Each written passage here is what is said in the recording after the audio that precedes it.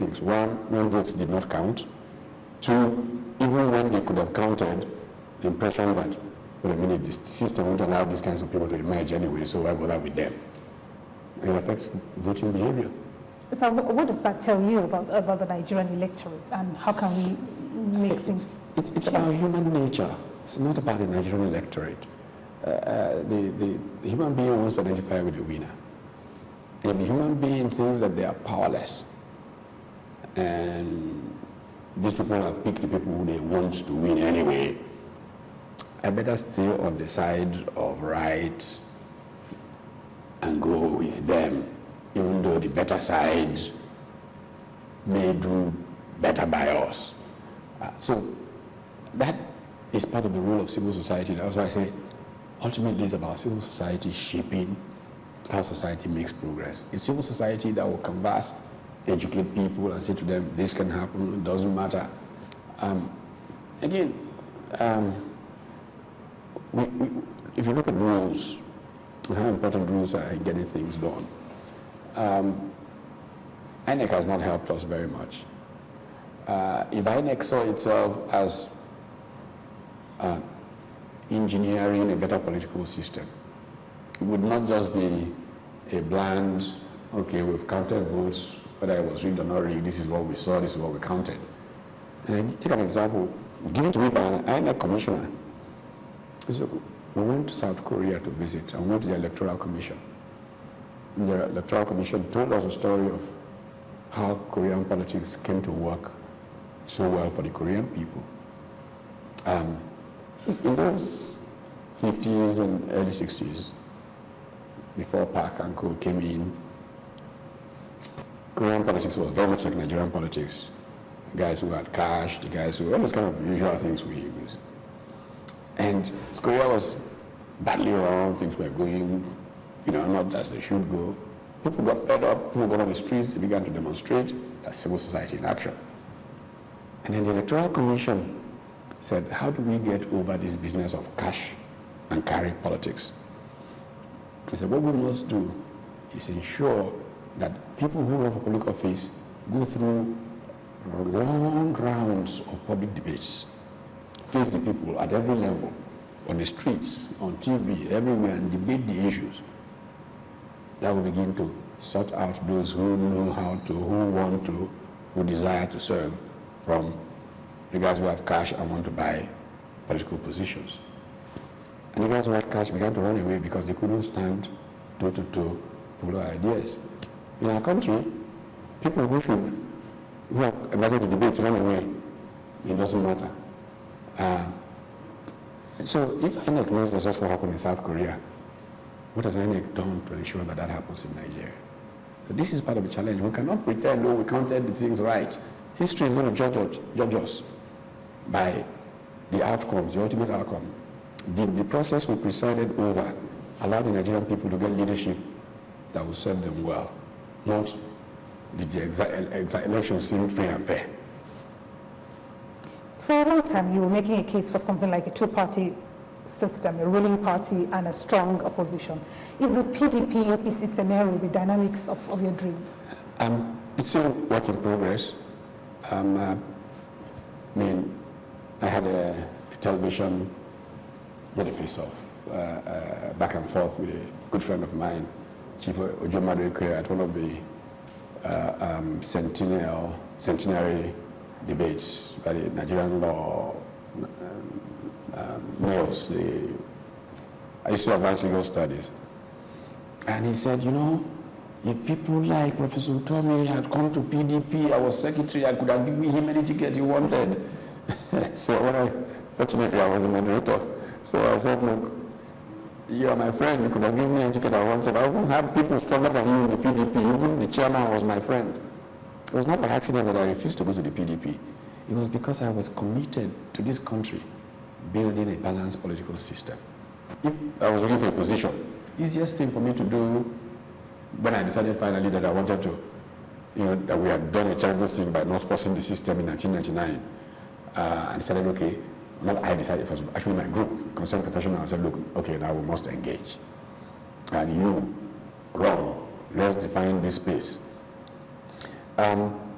if I went to the chairman of PDP at the time, they would have given me, as they do, any ticket I wanted. I mean, Ghana is where it is on the so-called failed states index, and Nigeria is far below by, dozens of countries, for a very simple reason. Power has gone from opposition, from the party in power to opposition and back 2-3 cycles. That's what it takes to be seen as a serious democracy. We really must take a break now. We ask you to please join us again after the break. If you want to know what's trending or you miss your favorite live shows, you can watch it all on our YouTube channel. Simply log on to www.youtube.com/channelsweb. Scroll down to your favorite program and click play. You can also view all uploaded videos by clicking on View All. Don't forget to subscribe and get the latest videos. If they are interesting, like them and be heard. Get connected with the channel's television YouTube page. The news at your fingertips.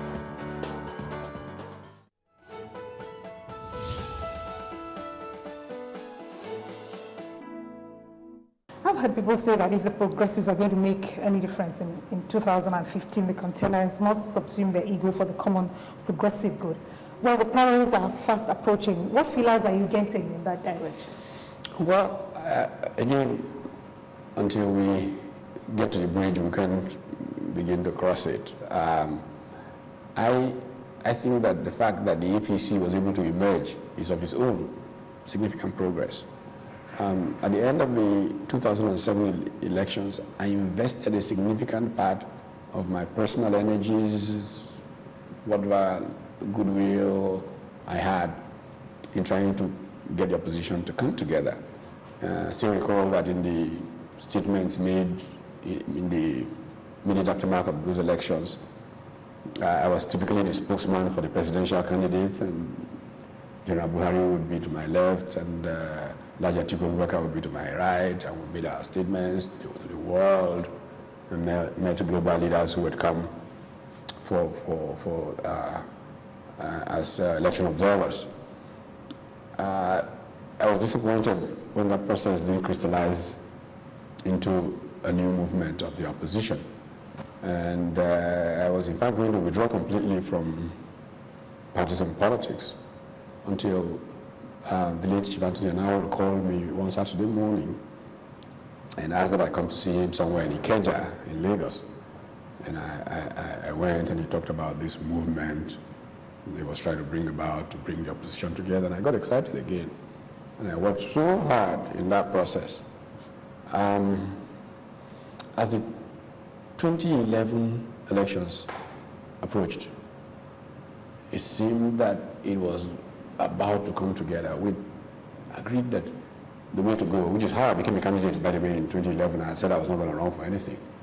But I was persuaded that the strategy to use was to bring all the presidential candidates of the opposition into a room and say, you guys, don't leave this room until you agree on one person. That was a strategy that Chief Olufalaye and co, picking up the mantle when Chief Nahoro died, were proposing. And they said, there's anybody who can make that conversation go somewhere, it's you. So you're going to be a candidate of a party so you can play this role. That was my primary role in the 2011 process. Which is why you withdrew at the last Which is time. absolutely, so some people understand why I withdrew. Oh, I see. Yes, so we had these meetings and they were going. In fact, one of the meetings, all the candidates and their vice president, Sure Faladiola came with Nuhu Ribadu, all the chairmen of the parties were there. For some reason, one particular candidate who came to the earlier meetings, the final meeting that we were supposed to all literally be locked up, just the presidential candidates, and to agree on one person. Incidentally, he had my vote. I was going to try to persuade all the others to step down. I'd even talked individually to the others, please let everybody step down for him. This is Nigeria, it's not about you. Let him win. If there are any challenges with him, we'll contain him somehow, we'll support him somehow, and then our country can get a new lease of life. On the night before, on the night of the meeting, he didn't show up. I was so upset, I was frustrated. I decided, okay, I've had it. They said, okay, no. These people said, look, let's set this meeting for the next day. He will come. So I agreed. Abuja at my own costs. Look, what am I in this thing for? It's love of country. You know, I can't take this anymore. I need to get out of this place and go and try and earn an income. My family needs to be fed. So I held up. Under 2 days, actually. And in that night, again, he did not come. So I got on the plane, came to Lagos, and announced my support for one of the other candidates who had showed up. That's all that happened. What needs to happen for there to be change in this country, politically, to start with? It's in a strange way, something that has been said before about Nigeria. You know, Nigeria's future, I keep saying, is so bright. We all need to wear sunglasses or we'll go blind. Mm-hmm. But somehow, we don't seem to realize it. And whether consciously or unconsciously, we seem to be wanting to prevent that future from coming. And so I take as metaphor a certain experience I had back in 1993, 94. I was on a program at INSEAD, the business school in Fontainebleau in France. And this professor of global finance was looking at exchange rates and purchasing power parity. And then when he put up Africa, one country's exchange rate was just reckless. Of course, that exchange rate was Nigeria's. And everybody laughed. And then he began to say, oh, that country, I amuse you, they're even more funny than you think. He didn't realize I was Nigerian. You know, if you look at my complexion in a class of essentially Caucasian men and women who were executives of leading corporations around the world, it was an advanced management program. So he then told a story of how he went to Nigeria for the first time and the only time in his life, how they tried to extort bribe from him at the airport, to all kinds of, and everybody was laughing. And in the end, and that's the real story here, he said, you know, that country can amuse you, and I am amazed some of the most intelligent people I've met in my life come from that country. How people so smart can every morning wake up, put their foot forward and empty machine gun into their own food. I can't figure out. But you know what? They will keep falling. As a country, they will keep falling and falling until they fall to a point where there's no further to fall.